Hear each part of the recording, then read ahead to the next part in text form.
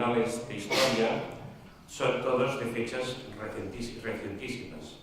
El Museo Nacional de Historia de Alemania, el Deutsches Historisches Museum, que tal vez es el más importante de todos, fue una apuesta personal de Helmut Kohl, que inició el museo en Berlín en el año 1987, es decir, no me equivoco de fecha, incluso antes del proceso de unificación de Alemania.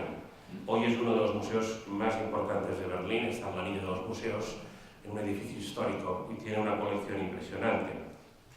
El Museo Nacional de Historia Americana, el National Museum of History de Washington, que forma parte de la institución smithsoniana, en realidad nace en principio en 1980 como Museo de Historia y Tecnología y se convierte en Museo Nacional de Historia Americana en el año 2004, por tanto es realmente muy actual. En el modelo que comentábamos de museos latinoamericanos, el que conozco con un cierto detalle, aparte del de México, es el Museo Histórico Nacional de Río de Janeiro, un edificio que tiene ciertas similitudes con el nuestro, porque también está en el puerto, un edificio histórico. El Museo Histórico Nacional de Río se creó en el año 1922 y se modificó absolutamente en el año 2003 tras la llegada al poder del gobierno de Lula. Era un museo que respondía a lo que he explicado antes, es decir, era un museo que se iniciaba en el momento de la llegada de los portugueses y se cerraba en el momento de la independencia del Brasil, y era un museo de colección.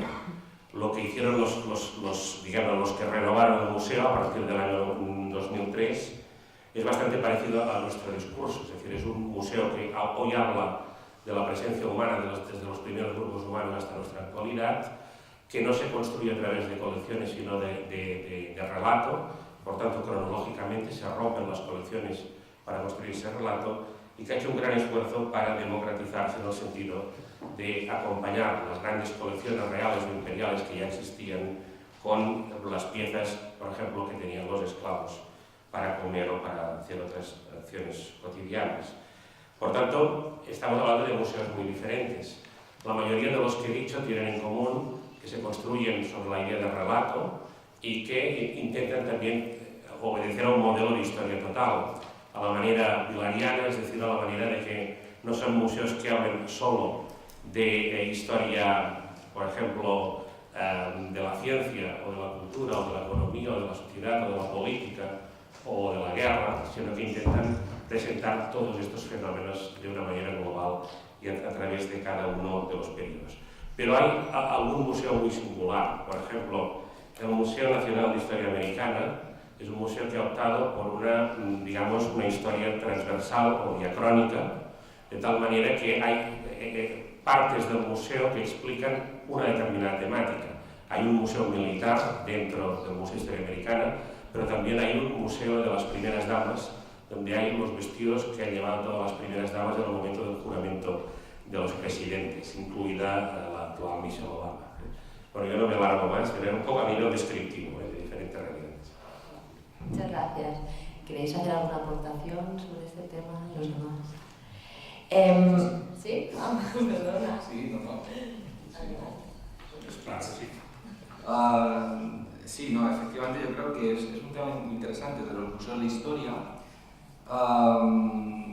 que en el fondo, aunque es una realidad reciente el concepto de museo de historia, pero se basa en algo antiguo que es la historia. Lo que pasa es que lo único que estamos haciendo es una transposición de un debate que ya existe, que es el debate histórico, aplicado al museo. ¿Por qué? Porque hay una realidad patrimonial inexistente en el pasado, es decir, el auge del patrimonio, que es un concepto masivo reciente, se expresa en los museos, ¿no? Entonces, en el fondo el debate viene siendo un debate histórico.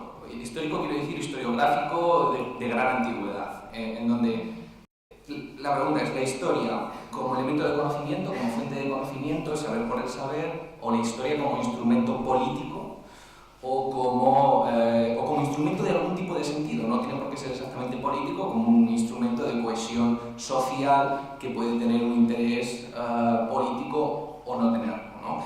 Y esto es lo que ahora se está expresando en los museos de historia, pero no es que sea un debate que surge de repente porque aparece en los museos de historia, no, es un debate que viene del pasado y que ahora se expresa o tiene una de sus caras en los museos de historia, ¿no? Entonces,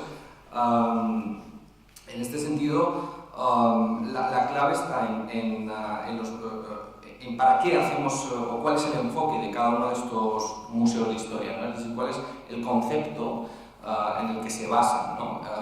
Son elementos de, lo que comentábamos, ¿no? De elementos de transmisión de conocimiento. ¿Hay algo más detrás?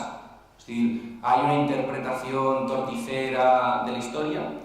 ¿Se quiere utilizar al museo como un instrumento político o como un instrumento para generar o consolidar una identidad que existe, que no existe, que queremos que exista o que existe a medias pero queremos construir, ¿no? Y esto es, este es el debate y el reto también de los museos de historia, ¿no? ¿Cómo somos capaces de interpretar todo este tema, ¿no? Evidentemente para mí, como historiador, los museos de historia son o deberían ser lo que es la historia, una ciencia, por tanto la búsqueda de la verdad lo más objetiva posible, partiendo de la base de la imposibilidad de tal objetivo, ¿no? La historia nunca será objetiva, pero bueno, intentando buscar los elementos intersubjetivos y no tanto el museo como un instrumento para crear una identidad o con un determinado objetivo político, pero bueno, entiendo que hay museos que sí que nacen, de hecho muchos de los que surgen hoy en día no nacen con esta visión, nacen con la otra, es decir, nacen con un objetivo concreto, ¿no? Que puede ser el de generar una identidad, el que sea, ¿no? Y es verdad que esas dos realidades conviven hoy día, no solo en el contexto español, sino en el contexto internacional, ¿no? Cualquier museo de historia pues, se debate entre estas dos perspectivas y se generan también debates entre la visión del que da el dinero, por ejemplo, generalmente el político, y el que realiza el museo, el historiador, ¿no? Que generalmente no tienen exactamente el mismo punto de vista, a veces sí, ¿no? Pero entonces, bueno, siempre surge ese tira y afloja del político que tiene una visión muy clara de lo que quiere que sea el museo y el experto, ¿no? Que a lo mejor tiene una visión diferente, ¿no? Y ahí surgen elementos también de conflicto, ¿no? Muchas gracias. De alguna manera, lo que se está diciendo aquí un poco es que hay algunos museos que han nacido o nacieron y con la finalidad de marcar o de construir una determinada identidad, a lo mejor un tanto local o parcial o incluso con algunas finalidades políticas, ideológicas, etc. Y luego existen otros, o estos incluso se están reformulando hacia crear discursos más narrativos, como decíais, de una identidad más múltiple, más global, incluso en un mundo que está más globalizado, en el que lo que a lo mejor se pretende inculcar o remarcar más es esta globalidad, ¿no? Y no tanto ya localidad. Entonces, en este caso, la educación, ¿qué papel tiene la educación del patrimonio? ¿Cómo hacer hablar este patrimonio en los distintos discursos? Bueno, yo retomando estas cuestiones que plantea Naira, que además ha trabajado con nosotros pues, durante el previo al Congreso y nos ha lanzado una serie de preguntas, cojo de todo lo que se ha comenzado a hablar, tanto el título, ¿no? como de la mesa, como la propia idea del título de la mesa, que es ese planteamiento de si las identidades unen o separan, y algunas preguntas que, si me permites, que nos has lanzado, porque yo creo que compartirlas aquí pues pueden ser interesantes, ¿no? ¿Cuál es el papel del patrimonio en la divulgación de la identidad? Si existen patrimonios, hay algún tipo de patrimonio identitario que tiende a imponerse sobre los demás y otros que actúan como resistentes. Hay patrimonios identitarios incompatibles. Bueno, de toda la batería de preguntas que nos lanzó Naira, a mí me interesaron muchísimo estas tres. Y de alguna manera, pues medio hilado o pensado para compartir con ustedes una reflexión en torno al papel, que no acaba de mencionar la moderadora, de la educación patrimonial, porque al fin y al cabo es el ámbito en el que pues yo me muevo, ¿no? Y esto, pensando, y cuando escuchaba a mis compañeros, esa idea de unir y separar a mí me lleva siempre, y últimamente estoy muy pesada con esto, pero es porque yo creo que aquí me hace falta pensarlo más, a la importancia de las personas, que puede parecer una redundancia cuando hablamos de educación y patrimonio, ¿no? Educación patrimonial, pero quizá no lo es tanto porque a veces es como si se saltase por encima, y me voy a tratar de explicar. Y digo doblemente porque ya el trabajo con la educación aborda a las personas y la propia idea de patrimonio las comprende, ¿no? O eso puede ser. Entonces, cuando planteaba Naira la idea de patrimonio identitario, yo pensaba si no puede ser en sí mismo este concepto, que me parece muy interesante, una redundancia, ¿no? Porque algo así como el patrimonio ya por el hecho de serlo tiene esa capacidad identitaria. O tiene la capacidad de conformar identidades, ¿no? Dicho de otra manera, el patrimonio no son los monumentos, las obras de arte, las ciudades, etc., ¿no? Ya los restos arqueológicos, sino las relaciones que las personas establecen con ellos. Y esto, para mí, desde el punto de vista educativo, desde nuestro punto de vista, tiene muchísima importancia. Es centrarse en las formas de relación. ¿Qué formas de relación?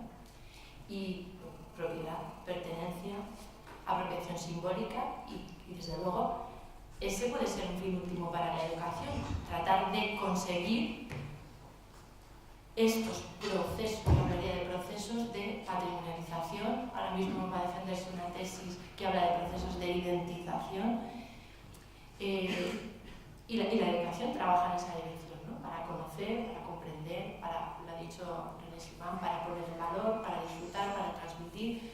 Al fin y al cabo, si una generación no ha sentido suyo determinado elemento patrimonial, no lo va a transmitir. Luego, la propia esencia del patrimonio deriva de esa conciencia de identidad, ¿no?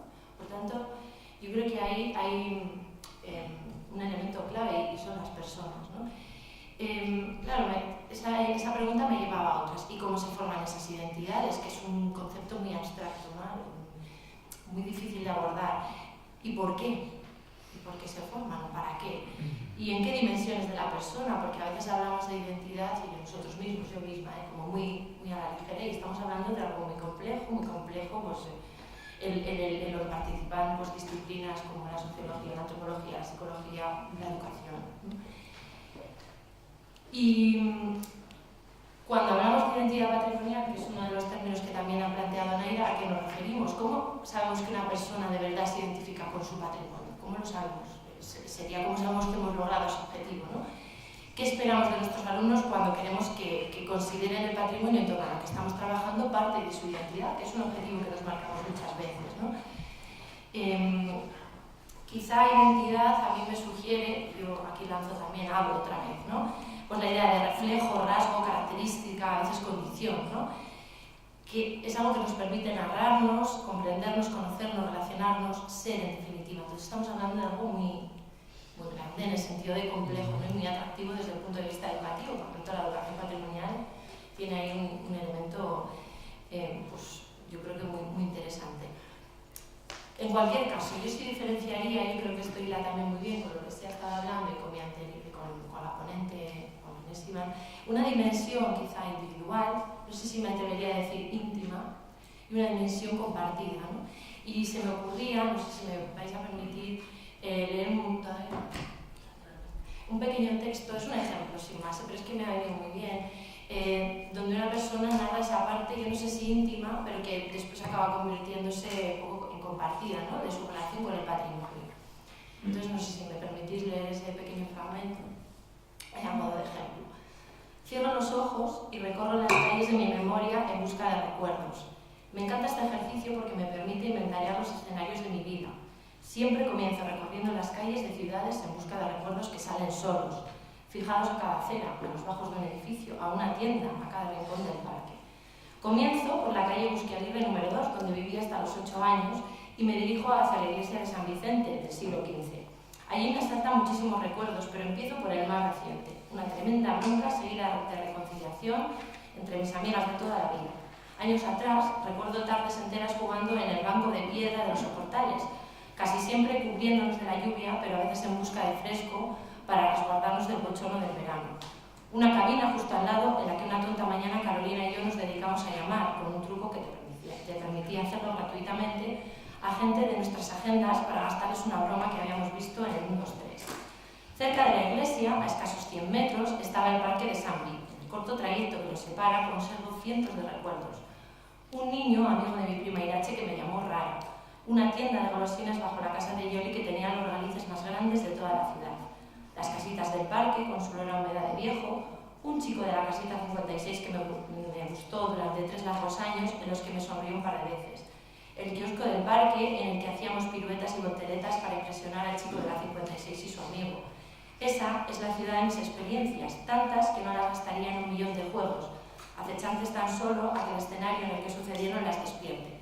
Al terminar mi viaje, pienso en cuánta gente que vivió aquellos años puede hacer el mismo ejercicio que yo y llenar su memoria de recuerdos asociados a las calles y edificios de mi ciudad. Me encantaría escucharlos y ver en qué momentos se cruzan con los míos. Quizá alguien nos ve discutir en los soportales o el chico de la 56 me recuerde como la niña que hacía torpes piruetas sin sentido. De alguna manera, yo creo que esto refleja muy bien esa idea de la parte íntima, bueno, que después acaba siendo compartida, ¿no? Es esa puesta en común, pero quizá, o al menos en mi experiencia educativa, es un buen punto de partida, ¿no? Porque al final, o al principio, uno establece esas formas de relación y las conoce y las tiene incluso asimiladas de cara a después llegar a esas formas de relación compartidas. Y ya no me voy a pasar, pero sí me permitió otra licencia porque yo vengo del ámbito de lo artístico y también esta idea de dimensión humana, donde las personas son tan importantes, pues cuando leía o pensaba esta ponencia se me ocurría la obra de un artista que es Premio Nacional de Fotografía 2010, que es José Manuel Ballester, imagino que lo conocéis. Y bueno, sabéis que él desviste de todo ser humano, ¿no? a algunas de sus obras. Y fijaros que desviste la obra del 3 de mayo, por ejemplo, he traído varias, ¿no? Y sabemos que Goya quería condenar la resistencia a los españoles, ¿no? Frente a la dominación francesa. Y ahí, claro, esa ausencia realmente quizá ilustraría esta idea, ¿no? Que yo quiero manifestar. Parece que el artista nos quiere decir que la arquitectura, los paisajes urbanos y las construcciones en general permanecen, mientras que el hombre es el que cambia constantemente, ¿no? Pero esas cosas que fueron, han sido y son, lo son como consecuencia de la interacción del hombre, ¿no? Entonces mi pregunta, y aquí me pararía, es si podemos estudiar solo las cosas olvidándonos del hombre.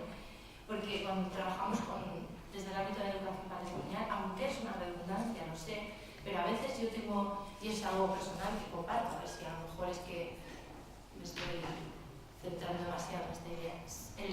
El foco está precisamente en las cosas, ¿no? O al menos no está en esas formas de relación. Está quizá en los edificios, está quizá en el elemento que no es nada si el hombre no lo hubiera hecho, si no lo hubiera conservado, si no hubiera decidido que eso tiene algo que ver con alguna parcela y con alguna dimensión de lo que es. Y claro, esos son procesos muy complejos, ¿no? A los que nos dedicamos. Bueno, yo lo dejo ahí, después si alguien coge el capote, pues lo podamos continuar. Gracias. Tal vez también, Marinero, ¿querías decir? Sí. Sí.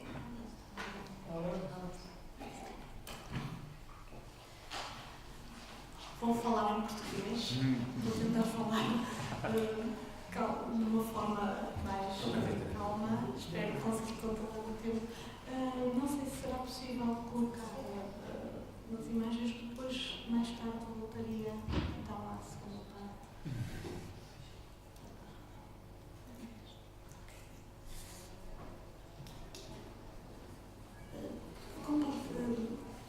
Procurando relacionar algumas das ideias que eu tinha pensado partilhar com todos e uma outra ideia já colocada hoje durante a ponência da manhã relativamente à ideia do Pierre Nora, dos lugares de memória eu gostaria de introduzir um outro elemento nesta reflexão da relação da problemática entre identidade e património, para além da educação, também a ideia da memória. Da memória que, intimamente ligada ao património, tem sido objeto, sobretudo hoje em dia, com toda esta alteração ao nível da Europa, da fragmentação e, paralelamente, da União, leva uma reflexão profunda em torno da questão das identidades locais, das identidades regionais, dos Estados e da própria identidade europeia e até de uma identidade mais aberta, global. E, então, relativamente à questão do património e da identidade, à escala das várias identidades e do património cultural, gostaria de colocar um enfoque exatamente na questão dos lugares, do lugar e do tempo, da relação entre ambos. Lawrence diz que a identidade, através da mudança do tempo, no tempo, define a identidade histórica. Isto vai um pouco de acordo com as próprias as ideias de Rosen, que eu utilizarei aqui, daqui a pouco poderei, se me for dada a oportunidade, aplicar um pouco as ideias de Rosen e da educação histórica a esta abordagem do património. Relativamente a essa percepção, significado do tempo, a identidade tem um sentido do coletivo, uma identidade abordada do ponto de vista da história, uma identidade social. Nós e os outros, este diálogo, o meu objetivo é que isso implique uma relação mais complexa, um diálogo mais profícuo entre essas identidades. E o objetivo é aqui abordar esta possibilidade da relação entre a identidade local, a nacional, e uma global mais vasta.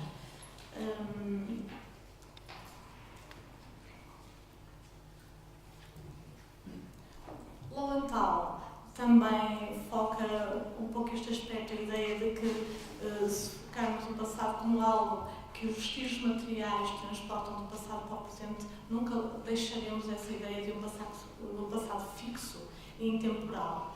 E a ideia do know-how, dos lugares de memória, é um pouco essa, a ideia de que, observando os objetos do passado, venham ao seu encontro. E é um lugar de conforto esse, porque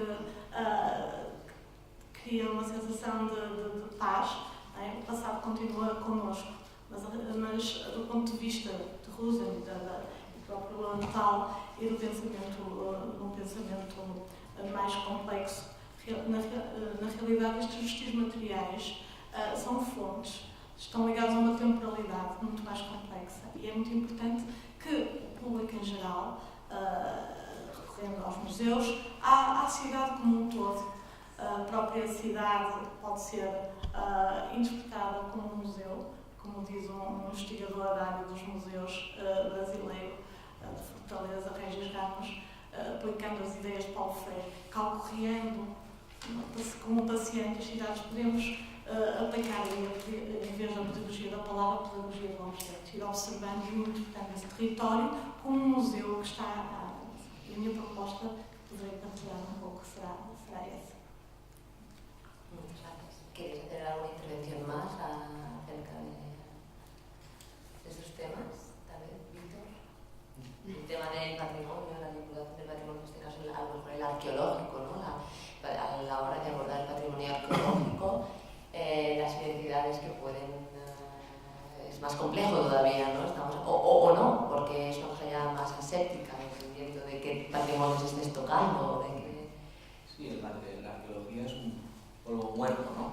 Como hablaba adecuadamente la diferenciación entre historia y antropología, podríamos decir arqueología y antropología, un americano y el europeo. En Europa hablamos de historia, hablamos de arqueología, porque hablamos de sociedades muertas que ya no existen. En América hablan de antropología porque existen sociedades vivas. Entonces, esa es la principal, claro, genera un gran choque en la interpretación que en el campo arqueológico se expresa de forma muy clara, ¿no? Aquí hablamos, la arqueología está siempre vinculada normalmente a la facultad de historia, en América está vinculada a las de antropología, ¿no? Surge un choque. Es interesante en la arqueología ver lo que están haciendo en el mundo anglosajón de la arqueología como comunitaria, ¿no? Que tiene que ver con los procesos de apropiación del patrimonio. La arqueología generalmente ha sido un campo de especialistas que han realizado sus investigaciones, ¿no? Ajenas a la realidad local, a lo que ocurría en el mundo real, ¿no? La gente no tenía derecho a entender lo que estaba sucediendo, ¿no? En el campo arqueológico. Mientras que en el mundo anglosajón cada vez se tiende más a la arqueología comunitaria, es decir, la sociedad tiene que implicarse en los procesos de investigación arqueológica como una forma de apropiación del patrimonio que genera la arqueología y que construye la arqueología, ¿no? Entonces, sí que la arqueología está muy viva en este sentido de las identidades y del trabajo con las comunidades locales y es algo muy, muy interesante que en España llega lento porque sigue primando la visión del experto que trabaja de espaldas a la realidad local, pero llega y evidentemente la mejor forma de conseguir que las personas se apropien de sus patrimonios dándoles campos de participación en el proceso de creación de ese patrimonio. Esto no quiere decir que cualquiera pueda venir con una idea y decir, pues esto es no sé qué, no. Se trata de, el arqueólogo debe jugar un papel de moderador, de coordinador, de persona que acompaña, ¿no? Que regula todo este proceso, pero la comunidad local tiene que implicarse, porque si no el patrimonio es el patrimonio de quién, el patrimonio del experto, porque claro, el patrimonio es una herencia de quién, de alguien mía, de la comunidad local, de la comunidad comarcal, regional, ¿no? Entonces, estos son elementos muy interesantes que se están ahora discutiendo en el campo de la arqueología y que tienen que ver con la identidad, evidentemente. Muchas gracias. Agustín, tal vez quieras aportar alguna idea.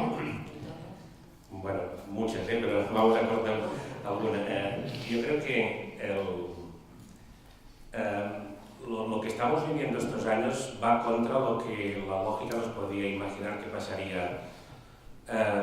En el sentido de que yo noto como profesor de historia y como historiador y como director del Museo de Historia que el interés por la historia ha aumentado de una manera muy grande a nivel social en todas partes.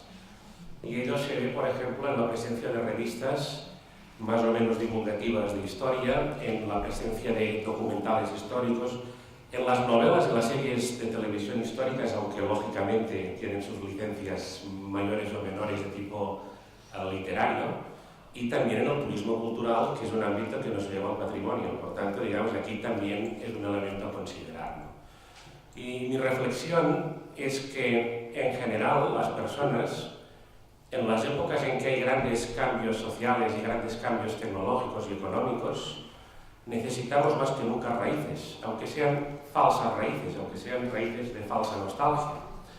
El clima cultural en que nació la novela histórica en el siglo XIX, con los Alexandre Dumas, Walter Scott, en fin, los grandes historiadores, novelistas históricos, es un clima en que se produció la Revolución Industrial.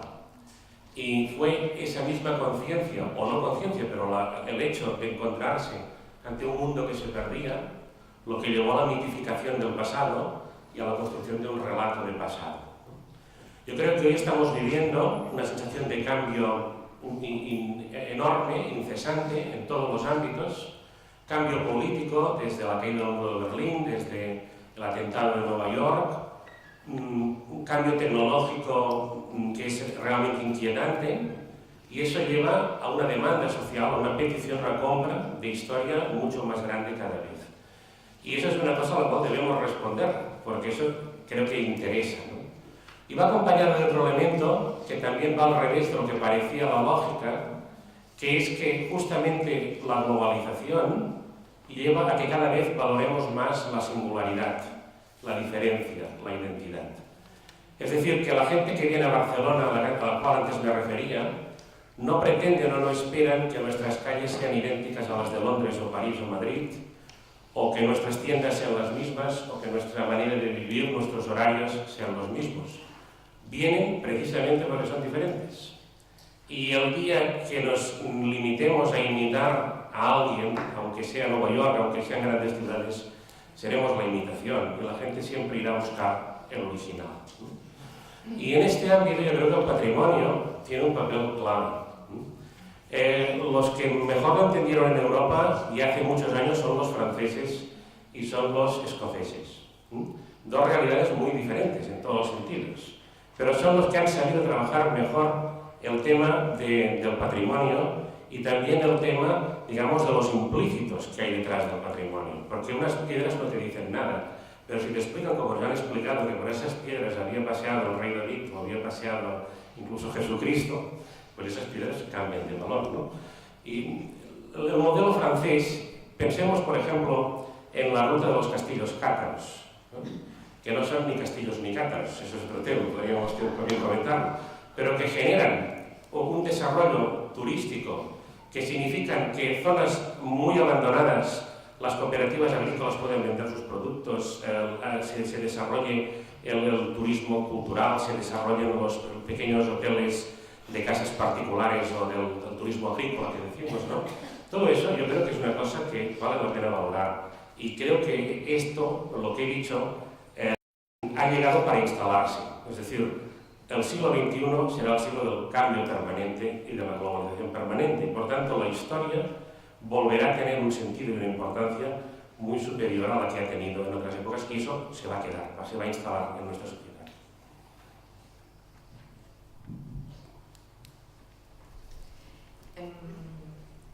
Es que ahora necesito pensar mucho y no doy abasto. Es que en el tema del turismo, ¿no? Y conociendo bien los... He pensado, claro, las identidades, hemos estado hablando más de las identidades propias, ¿no?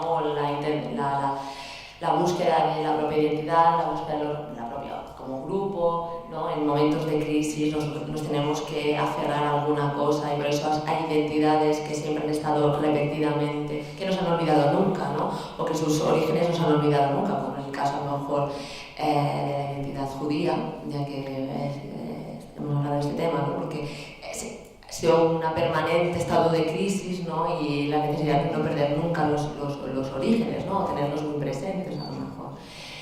Nosotros a veces, bueno, hay otras identidades que a lo mejor sí que se han ido perdiendo, se tienen que ir recuperando.